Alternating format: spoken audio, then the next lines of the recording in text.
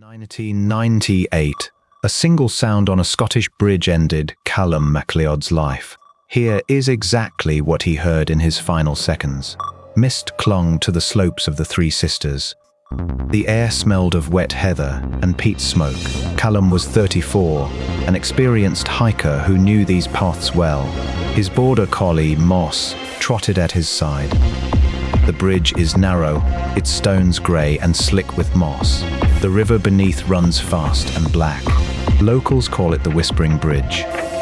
Step on the third plank, and you might hear something that isn't there. Callum's boot touched the third plank. He stopped. His dog whined. Callum's face went blank. "I'll not make it back," he whispered. Those were his last words before slipping into the river. The bridge's secret wasn't over. The first recorded whisper came in 1887. A shepherd named Alasdair MacTavish crossed with his flock. His daughter, Fiona, walked behind him. She told the village priest her father had frozen mid-step. His face turned pale. "The lambs won't last the storm," he said. That night, a blizzard struck Glen Coe. Alasdair was found frozen on the bridge. His flock scattered across the hills. The bridge doesn't just predict words, it chooses them. The second death came in 1953. Morag Campbell walked home from a sealid. She hummed as she stepped onto the third plank. Then she stopped. "I shouldn't have worn these shoes," she said. Seconds later, she slipped into the river.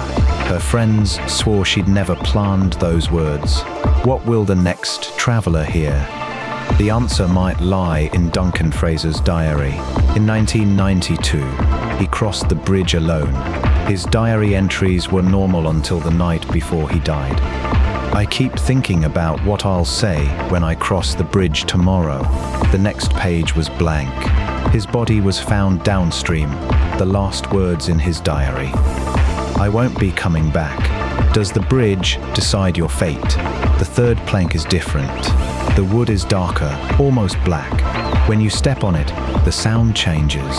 A hollow thud echoes beneath. Some say it's just a flaw. Others believe it's something more. In 1976, a stonemason named Hamish MacDonald repaired the bridge. He found a gap beneath the third plank. Inside was a small metal box. A single sheet of paper lay inside. 3 words were written on it. "You'll not return." Hamish died in a car accident 3 days later.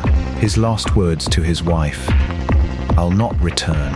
Why does the voice only speak on the third plank?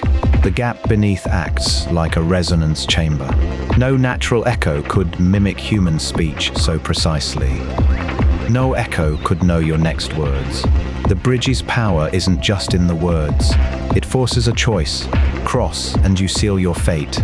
Turn back and the whisper haunts you forever. In 2016, Ewan MacAllister heard the bridge's whisper.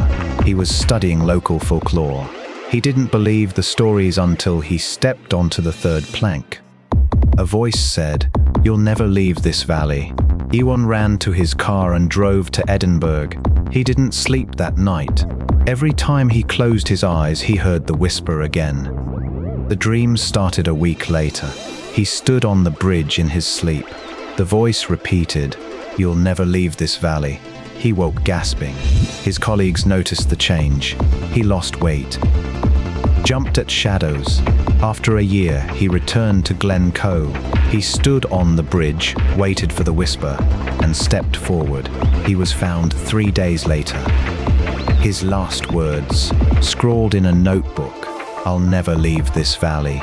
What happens if you refuse to cross? The answer is worse than death. The voice follows you. It becomes part of you. The bridge at Glen Coe has stood for over 200 years.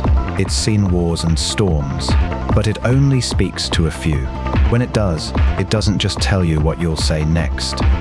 It tells you how you'll die. If you've ever walked an old bridge alone, listen closely. The next whisper might be yours. If you'd like to hear more true-to-life mysteries, subscribe and click the bell so you never miss a story.